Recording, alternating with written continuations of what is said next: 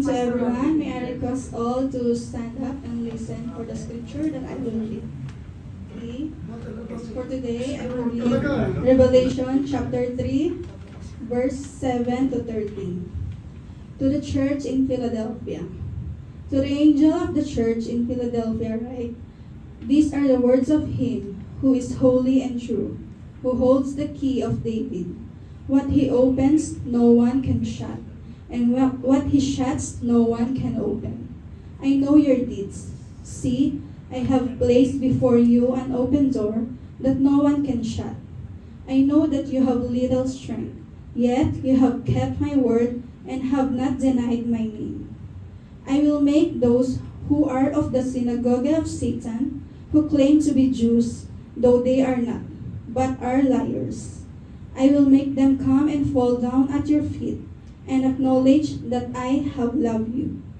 Since you have kept my command to endure patiently, I will also keep you from the hour of trial that is going to come on the whole world to test the inhabitants of the earth. I am coming soon. Hold on to what you have, so that no one will take your crown. The one who is victorious, I will make a pillar in the temple of my God. Never again will they leave it.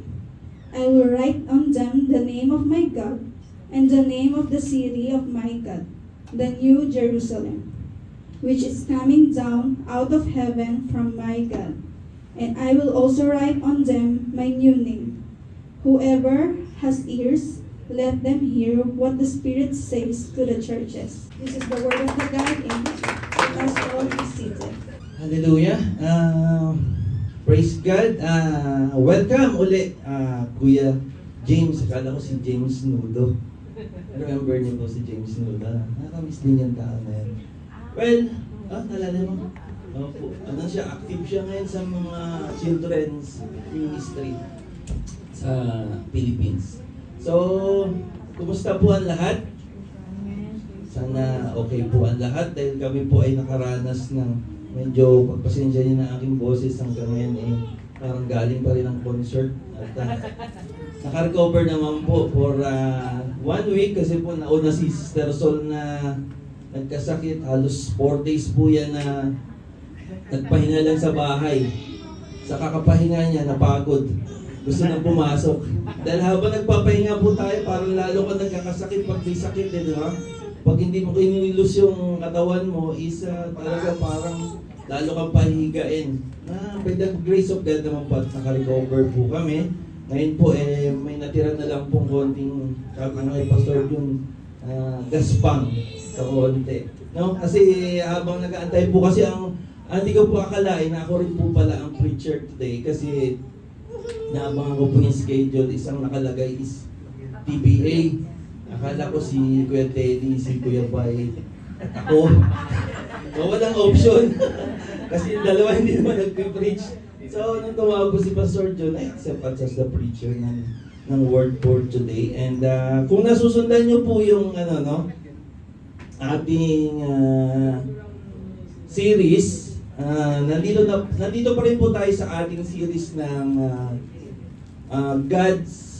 Building God's House. Nandito pa rin po tayo sa Building God's House. So natapos na po natin, kung nasusundan nyo po natin ay inyo yung ating series. Nandito pa rin po tayo sa 7 churches of Revelation. So natapos na natin yung Ephesus, Smyrna, Pergamos, Thyatira, Sardis, at today ang ating pong pag-uusapan is yung Church of Philadelphia. So dalawa na lang. Laodicea na po yung susunod. So abangan nyo po uli yung TPA. Kasi nakalagay din po ulit TPA. Baka si yan, Kuya Tyrone. Yung B si Gabili. Yung A baka si Ate Au naman yan. Joke lang. Abangan nyo po yan. Surprise po yung TPA na yun. Baka maso-surprise din kayo. So next ang nahuhuli po is yung Laodicea. Even hindi ko po alam kung kukunin nung huling speaker natin next week or whatever God's revealed unto him, no? So Hindi po ibig sabihin kung sino yung na tapat na preaching doon sa church. Hindi po yun yung pinipresent ng ating mga pastor, no? Kasi I am grateful na natapat po sa akin yung dalawang church na walang commendation. Yun po yung Smyrna at saka Philadelphia. They are faithful. Hindi po ako yun. Parang ganun. So, hindi po ibig sabihin yun yung mga present ng ating mga pastors, no? Kasi kung naalala nyo po, sige, let's have a recap po muna bago tayo dumiretso. Kita ba? Ako, hindi ko kita eh. So, dito ako. Kung natatanda nyo, yung Ephesus, no? What happens to your love? Yung pangalawa, be faithful to the end. At yung Pergamos naman is natakil po ni Pastor Iser po ba? Pas, no? Yung remove the stumbling blocks. At ang sunod ay yung Thyatira which is tackled by Pastor Jonard. Tama-tama sa kanya teachings yun, no? So, do not be deceived, no? By so-called deep teaching, no? Then, last week ay yun po yung sardines. Hindi po sardines. So, dead works. Nalagay sila sa lata. Dead fish. So today, ang atin pong pag-uusapan is yung Philadelphia. So, ang last po natin issue na po natitira is Laodicea. So today, ang atin pong pag-uusapan is Church of Philadelphia. Ano pong sabi sa Philadelphia? Ayan. The Church of Philadelphia. I have loved you because you have kept my word. Ganda po ng message sa kanila. So let's pray po muna. Hallelujah. Father in heaven, we thank you and we come to you with full of thanksgiving in the heart, Lord. Thank you once again for waking up us with a new strength upang kami po ay makapagpuri, makapagsamba sa inyong banal na pangalan, Lord. And thank you once again for the privilege na for using me as the messenger of your word today. And as we gathered here, we welcome the presence of the Holy Spirit. Let the Holy Spirit open our spiritual ears, eyes, and hearts so that we may able to receive your word. Prepare our heart, Father, so that we can understand your word today. And let your words be a blessing, healing, peace, joy, and strength to your people. This we pray in Jesus' name. Amen. Amen. Ang sarap po pakinggan kung yung pagkakabasa ng ating Ate Flo, no? So nagpalit lang sila ni Ate Sachi. Last time si Sachi ang coordinator, si Flo naman si Flo ang coordinator, si Sachi ang nagbasa.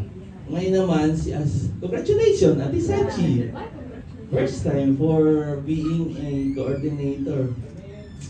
So nagpalit lang sila ni Flo. Si Flo naman ngayon ang nagbasa. Kung napakinggan nyo po at binibigyan tinutukan nyo po ang sarap po ng mensahe ng Lord para sa Philadelphia. Kung nanamnamin nyo, ito po yung mensahe. Ito po yung mensahe para sa Philadelphia, hindi lang sa Philadelphia, pati rin po sa atin. Ito yung sabi niya, I have loved you because you have kept my word. Truly ba? You kept the word of our Lord. It's just an encouragement sa atin pong lahat na magpatuloy po tayo. No? Magpatuloy po tayo. Keep the faith in us to serve the Lord. Let us be, this message, let it be an encouragement para sa lahat that the Lord love us because we keep His word. Kung tandaan niyo po last time, ito po halos karugtong lang ng message sa Smyrna. Kasi sa Smyrna din, they are faithful until the end. So, kung natandaan niyo po si Polycarp, na until the end, hindi po niya na-renounce yung kanyang faith. No? Sabi niya, kung ito yung haharapin niyang kamatayan, panandalian lang yun. No? Compare doon sa habang buhay na meron siya, which is the eternal life with God. The pain, the agony, the hirap, kung dun sa pinapatay siya na sinusunog siya, will it just take about 5 to 10 minutes compare dun sa everlasting life na mayroon siya. So yung agony, titiisin niya not to renounce the faith of his God. No? Pag nandun na po tayo sa presence ng ating Lord, He will wipe away our tears, our eyes. No more fear, no more fears, no more pain, no more agony. No? Lahat po ng ating pinaghihirapan, hindi na po natin mararanasan kung ano man po yung dapat maranasan natin doon. Because we will be in the presence of our God. Wala na po doon, hindi na mabibigo yung puso mo. No?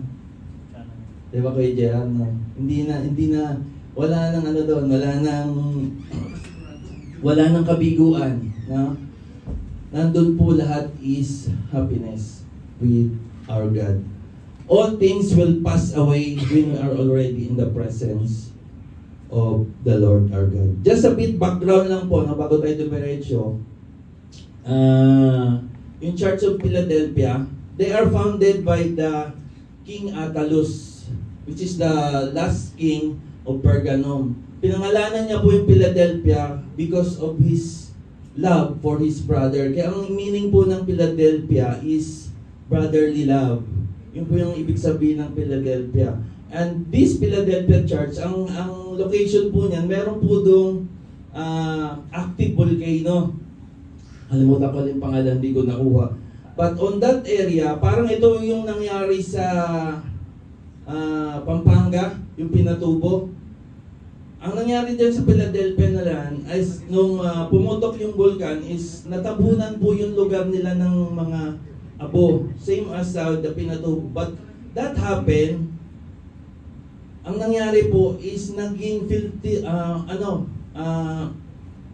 yung lupa nila is naging mayabong, nagkaroon sila ng chance na magtanim ng mga grapes at umunlad yung lugar nila hanggang sa maging production sila ng wines. Naging fertile po yung lupa na because of that ash from the volcano. So because of that, naging sikat yung lugar nila at naging city center po ng trading. Same as the Smyrna. But that time also, dumami ang pumasok sa lugar nila hanggang sa nagkaroon din po ng maraming katuruan, nagkaroon po ng maraming religion, nagkaroon po ng maraming religious belief, hanggang sa nagkaroon po ng mga persecution, hanggang sa dumating yung Romans at nagkaroon sila ng persecution at lahat ng mga Christian doon is pinipersecute na. Same as the Smyrna. So ang nangyari dito, nagkaroon ng mga false teaching, immorality, idolatry, Judaism, nagkaroon din po sila doon, and more religious belief. Kaya ang Philadelphia, at katulad ng ibang church na nabanggit sa 7 churches, ay nagkaroon ng compromise faith.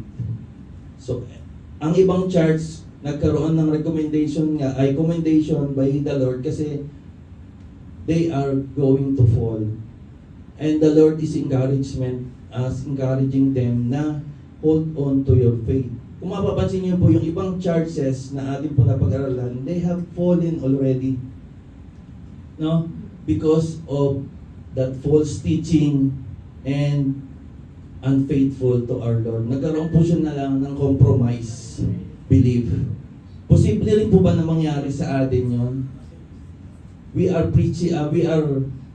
believers here, we are faithful believers here, then we will compromise pagdating natin sa Pinas. Dito, nagtataas tayo ng kamay, we are believers and we are attending church, in a Christian church. Pagdating sa Pinas, balik ka doon sa simbahan ng Katoliko. Posible ba man nangyari sa atin doon? Mangyari sa atin yun? It's compromising. And also, pagbalik natin sa Pinas, nagkakaroon pa rin tayo ng faith sa mga faith healer. Diba? Biktima po ako dyan ng faith healer kasi nung hindi pa rin po ako mananampalataya, nung binata pa po ako, ang nanay ko po is nagkaroon ng sakit sa bato. Then, nung dinala namin sa doktor is hindi na raw kayang gamutin, kailangan operasyon. And at that time is wala po kami talagang pang-opera. So ang suggestion ng aking mga tiyuhin is dalhin doon sa kilala nilang faith healer. Ang nangyari, pag nung dinala namin is ang daming pila. Sino po ba nakakita ng mga ganon? Di ba? Maraming pila, ang haba. Tapos, pagdating doon, sandali lang, so parang bubuga-bugahan ka lang ng faith healer. Tapos may ipapakita sa'yo, kala mo natanggal na yung kung ano man yung sakit na inalis sa'yo. So pinigay yun sa amin, din in a way, kasi ang faith namin, akala namin is natanggal na. Then, sa paniniwala namin, okay na, so makaka-recover yung mother ko at the end of 1 year. Hindi rin. Kasi wala naman siyang tinake na gamot, ang faith lang niya is dun. So, talagang, ang faith po natin, hindi po dapat mapunta dun sa faith healer na dun. No? So, ang nangyari po dun, wala po talaga isa na nawala din po yung nanay ko because of that faith healer. Kaya hindi memorable sa akin yung faith healer na yan. So wag na wag po kayo. So fake healer. Fake healer. Yun po. Ano po ang pinanghihawakan ng Philadelphia? Bakit po sila ganon ka-eager? Bakit ganon ang commendation sa kanila? Wala. But they have loved the Lord. Ano po bang principle ng Philadelphian Church? Bakit naging ganon sila? This will be our take home, mga kapatid. He who keeps will be kept. Make it sure, mga kapatid, na sa ating faith, we will keep it. Whatever happens, whatever ano man po mangyari sa ating buhay, maging nasa taas man tayo, nasa baba tayo, maging tagumpay man tayo or hindi, no? Whatever trials, whatever persecution na ating harapin, make it sure that you will keep your faith and the Lord will keep you. Ano po bang promise ng Lord sa kanila sa verse 10? Sabi diyan, since you have kept my command to endure patiently, I will also keep you from the hour of trials that is going to come on the whole world to test the inhabitants of the earth. May promise po sa kanila ang Panginoon that He will keep them. No? My question is, how are you today?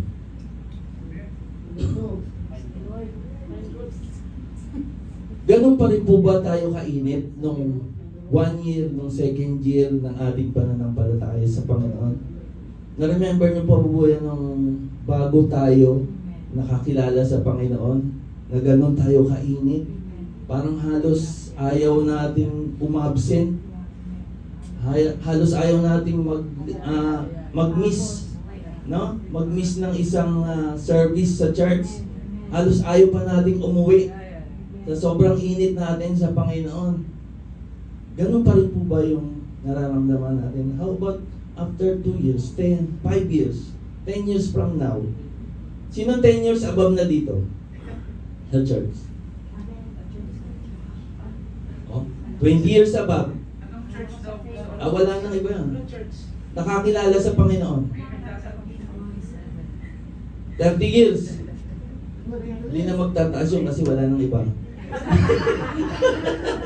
Huwag nyo nang pilitin. No? Ganun pa po rin ba tayo ka-motivate na umattend sa church? Minsan nga parang pag may maramdaman lang tayong sakit sa katawan, parang nung nauso yung online, ay online na lang ito. Tinamaan kami last week. Pero hindi po talaga kaya. Kasi umiwas po talaga kami kaysa kami ang makahawa. Nagstay na lang kami sa bahay. Depende naman po yun sa sitwasyon niya. But my encouragements na yung eagerness natin na umattend noon nung first time tayo makakilala nung init natin sa Panginoon. Ang sarap magsimba, di ba? Parang lahat ng makasalubong mo gusto mong patanggapin sa Lord. Parang kung sinong gusto mong makaharap dyan, parang kahit nakatalikod, Brad, kilala mo ba si Lord? Ganun tayo ka-init dati, di ba? Kung matatandaan nyo sa Pilipinas, kahit hanggang ngayon yung mga nasa jeepney, kaso iba ang dating kasi. Nagiging iba yung perception nila Even on the jeepney, sa bus, may nakatayo. Pero hindi nila naintindihan eh. Even yung motive ng mga taong yun is to share the word of God, but yung ibang nagiging dating. Siguro talagang on the proper place, on the proper time lang para hindi po maging iba ang pag-iisip ng ibang tao. But sa atin, yung init nila, nandun pa rin. So dapat ang encouragement din natin, our motivation sa atin is ganun pa rin. Dapat tayo kainit sa Lord. Ito po yung sinasabi ng ating Lord sa Philadelphian churches. Kaya ang encourage ko sa inyong mga kapatid, sa paglilingkod po sa Panginoon, take it as an opportunity. No? Kung tayo po ay i-assign, accept. Kaya lang po natin i-accept yung assignment ng Lord. It is an opportunity sa bawat isa sa atin. No? Kailan po dapat ba natin tanggapin yung assignment na yun kung kailan hindi na natin kayang tumayo sa harapan? Dahilan po ba natin kaya hindi natin kayang tumayo sa harapan dahil nahiya tayo? Take it as an opportunity to serve the Lord our God. No? Minsan lang po tayo magkakaroon ng pagkakataon. Maraming gusto maglingkod sa Panginoon, but take note, huwag po tayong magpasikat lang. Tinitingnan ng Panginoon kung totoong worship, kung totoong paglilingkod ang ating ginagawa para sa Kanya. That should not be our motivation in our going to church. Our motivation is our faith for Christ in this church become mature for His glory. So katatapos lang ng ating CLP, di ba? Ano po ba yung big idea? Nakatanda doon sa big idea ng CLP? A Christian leader is a follower of Christ who leads for the glory of God. Amen. So our motivation is in everything we do it for the glory of God. This is what is like the Philadelphian church are doing. So we hope and pray that this message of God today, it will motivate us like the Philadelphian church do. Like the Lord our God said to them, I have loved you because you have kept my word. So let's start sa Revelation 3:7. To the angel of the church in Philadelphia write, these are the words of him who is holy and true, who holds the key of David. What he opens no one can shut, and what he shuts no one can open. The Lord is writing to them na eto ako yung nagsulat sa inyo. I am holy at totoo yung sinasabi ko sa inyo. The key of David here is a symbolic authority of the Lord our God. He is the only one who is authorized. He is the one who only holds the key. Whoever wants to enter the kingdom of God. In John 14:6 says, diba? I am the way, the truth, and the life. No one can enter the kingdom of God or comes to the Father except through me. Now, the key of David there was mentioned also in the book of Isaiah 22:22. Diyan sa Isaiah 20:22, hindi ko na po elaborate, basahin niyan lang. May isang person dyan na ang pangalan is Eliakim. Si Eliakim, siya po yung pinagkatiwalaan ng ating Lord to hold the key in the kingdom of Judah. So siya lang po yung may authority, siya lang po yung may karapatan kung sino yung papapasukin niya sa palace at hindi niya papapasukin. Sabi dyan, di ba?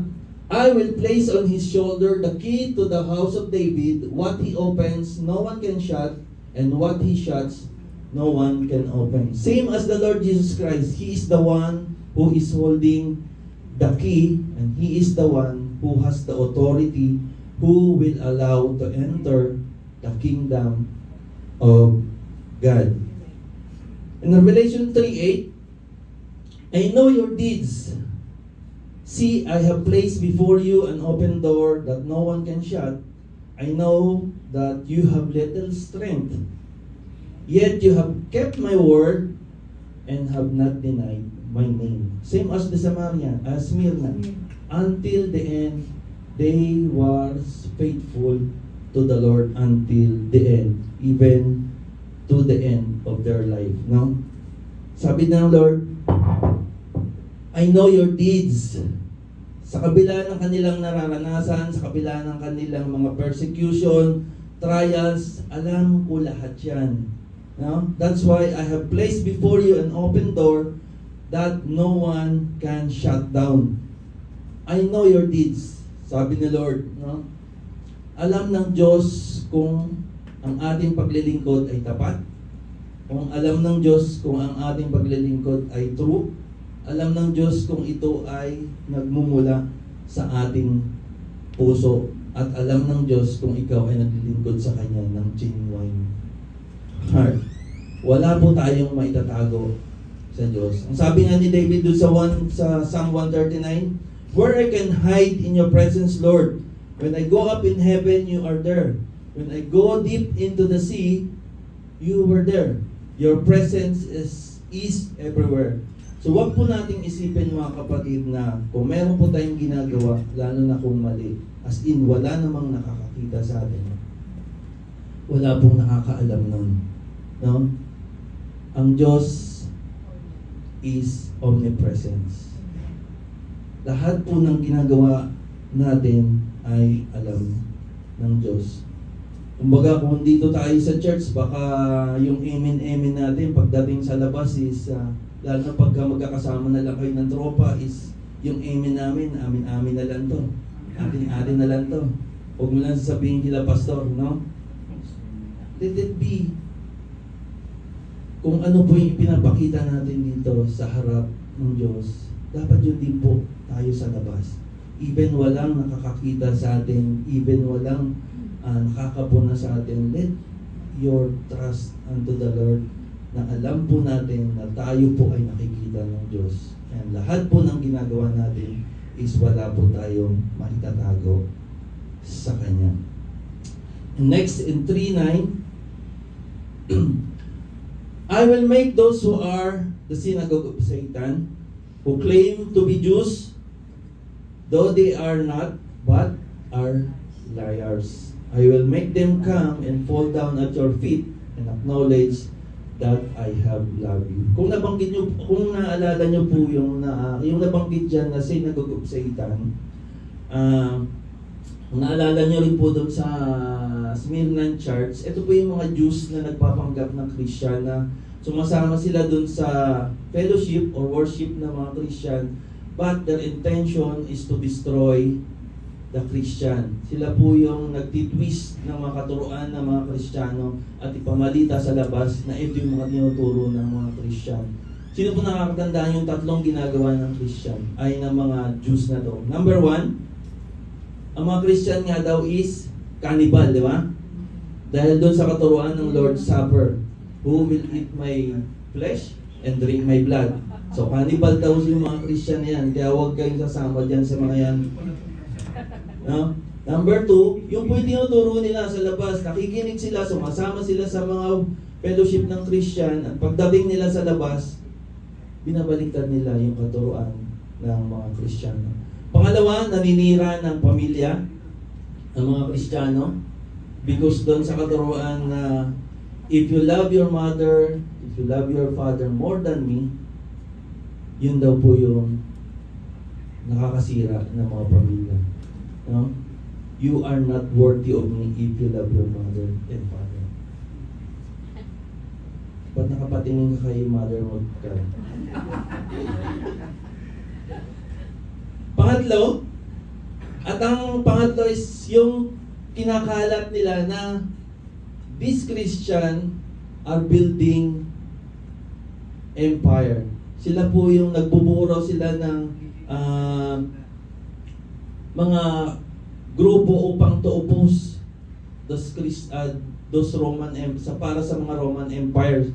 Kasi ito po yung pinamamalita nila na dumadami ang Christian para, tanda po natin, sa panahon na yon, Roman empires po ang nakakasakop sa mga churches na to. No? So katulad nung last time nung sa Smyrna, ganun din po ang nangyari sa Church of Philadelphia. Last time, katulad dun po sa Sardis, na kunwari nag-worship sila. No? Kunwari nag-worship sila, but their lives are not walking in the line of the Lord. They are just pretending. Kunyari, nag-worship lang sila. Pagdating sa labas, balik sila sa normal life, not knowing that they are persecuting the other Christians. Kaya ang tawag sa kanila, dead works. Yung po yung sardines, sardis, nalagay sa lata. No? Huwag po tayo maging ganon. Napakita ang tao lang. No? Parang ang galing-galing mo dito mag-worship, ang galing mong makisama, ang galing mong manita. No? But you are not walking to the right path of the Lord our God. Parang Kristiyano lang sa bibig, sa gawa, wala. No? Ang tawag ng Revelation dyan, taga-Sardis, no? Dead works. Yun po yung last time na pinilis ni Pastor June. Naalala ko tuloy nung binata pa ako nung yung dead works na sinasabi. Backtrack lang naman to. Kasi when I was maybe 14 or 15, sakristan po ako sa simbahan. Siyempre may mga kabarkada. Ang intention po namin is magsimba. But our motives is mali.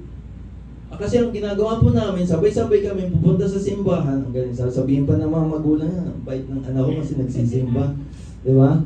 Pero ang intention nyo, kami ginagawa na, pupunta kami sa simbahan, then mag-aabang kami ng mga chicks.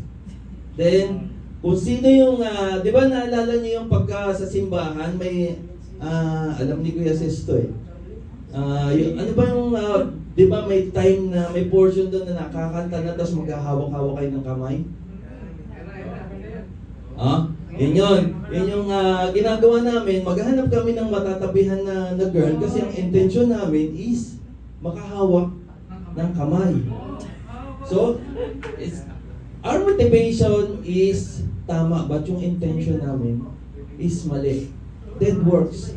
O pastime lang, baka meron din naka-experience sa inyo na huwag niya nang gawin, no? But the Lord is happy and blessed for the Philadelphian church, no? Kaya sabi niya sa verse 10, since you have kept my command and endure patiently, I will also keep you from the hour of trial that is going to come on the whole world to test the inhabitants of the earth. Anong sabi ni Lord dito? That during the end times, those who will stand firm on His faith and hold on to their faith, I will gather them to take care of them, and they will not encounter the hardship of end times. The Lord says in the Bible, all knee shall bow, and all tongue will confess the Lord is our God and Savior. He who keeps will be kept. Another encouragement for the Lord, of the Lord for the Philadelphian believers, 11. I am coming soon. Kasisigaw lang po ng ating atiaw kanina sa ating malapit na akong bumalik. Hold on to what you have so that no one will take your crown. Ang sabi po niya, hold on. Keep your faith on. Kapit lang kayo. No? I am coming soon. The one I will give you is the crown, is the victor crowns. The trials, the persecution, just endure it, and you will be with me soon, and I will be with you soon. Alam niyo po, this beauty of the prophecy of God, the one who is victorious, I will make a pillar in the temple of my God. Never again will they leave it. I will write on them the name of my God and the name of the city of my God, the new Jerusalem, which is coming down out of heaven from my God, and I will also write on them my new name. At ba yung new name ng ating Panginoon? Ang ganda po ng prophecy ng ating Lord, no? Sabi diyan, I will make a pillar in the temple. The prophecy of the Lord in the Philadelphian church, you know kung ano po yung natira na lang sa church ng Philadelphia? Ito po yung natira na lang sa kanila. Yung 2 pillars. Yan na lang po, and still standing now. Yan na lang po yung natira sa church ng Philadelphia. And then, ano pong ibig sabihin ng 3 names na isusulat daw niya? No? Ito yung revelation ng ating Panginoon, which is also revealed by Ate Au kanina ng ating Panginoon, the mark. Kung natatandaan niyo po, tatak na isusulat ng ating Panginoon sa kanyang pangalan, no? The name, ano una? The name of my God. That's mean we are belong to God. The time you accept Jesus our Lord and Savior, you already belong to God. Tinanggap mo ang tinuro ng ating Pastor Jonard kanina, alam mo kung sino ang nag-save sa iyo. Alam natin na ang mundo ay saved na. Pero ang sabi nga, alam ba ng mundo kung sino yung nag-save sa kanila? The Bible study kaninang umaga also reveals to us that we must know who is the one who saved us. And I will write them on your name. Once you accept the Lord, you know that He is the one who saved you. He is the one who kept you. It is finished. And I am yours. Pangalawa, the name of the city. Sabi dyan, the name of the city of my God. Ano pong ibig sabihin yan? It means we hold already the citizenship in heaven. Dapat malaman po natin na meron po tayong permanent residency sa heaven. Dito sa Saudi, hindi man po tayo magkaroon ng permanent residency, ikama lang, sa heaven meron na po tayo. Once you accept the Lord our God, our Savior, you already belong to God's people.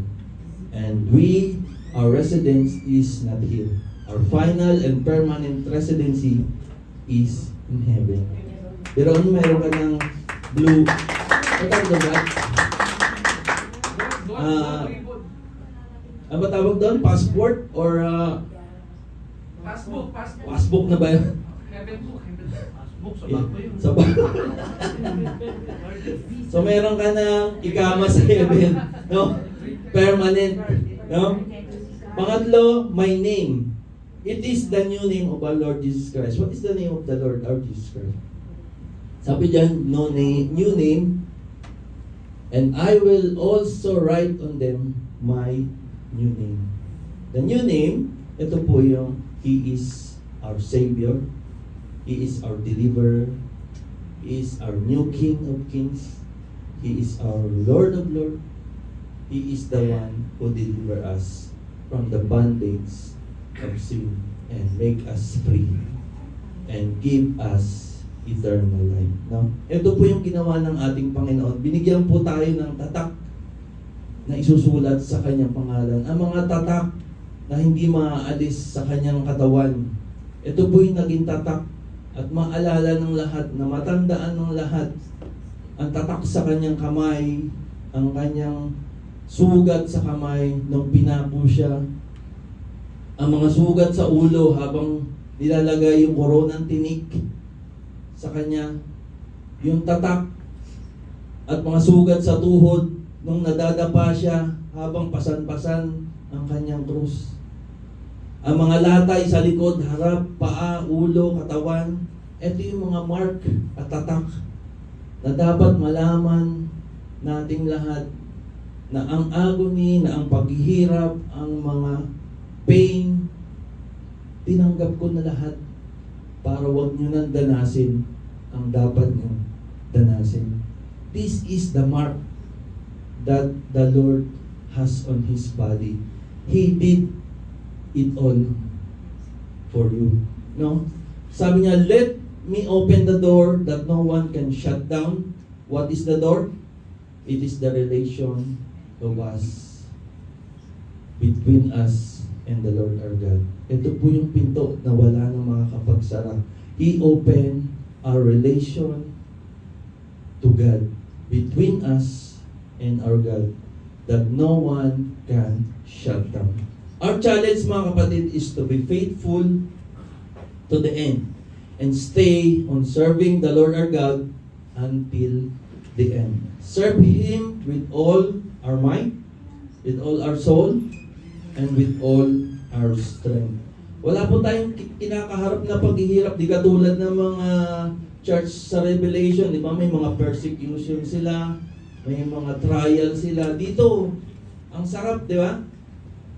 Hindi naman siguro mangyayari na ibababa ng hari o sinong mga Kristiyano, pugot ulo.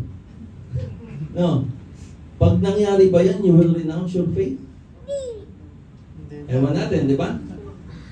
Kung papahuli lahat ng Kristiyano, i-renounce nyo ba ang faith nyo? But it will not happen because God is giving us the freedom, the opportunity to serve Him, an opportunity to honor Him, an opportunity to give His glory. Napakasarap ng sitwasyon natin, di ba? Pupunta ka sa church, ang lamig-lamig, na sobrang lamig, pinapapatay nyo pa yung aircon, di ba? Tapos, konting palakpak lang, maya-maya kakain na. Di ba? Sa Pinas, kung aatin kayo, may ganito ba? Lalo na sa probinsya, open air, meron, di ba? Lahat na alikabok, pagka humangin, sa pumo. Pagkatapos na, wala naman din kainan. Di ba? Samantalang dito, wala na po tayong gagawin. We just only do is to serve the Lord our God. Ang sarap ng buhay natin dito, di ba? We have all the freedom, we have all the opportunity upang mapaglingkuran natin ng tama ang ating Panginoon. But make it sure, mga kapatid, na ang paglilingkod natin is within our heart. Dapat genuine. No? He who keeps will be kept by the Lord our God. Hallelujah.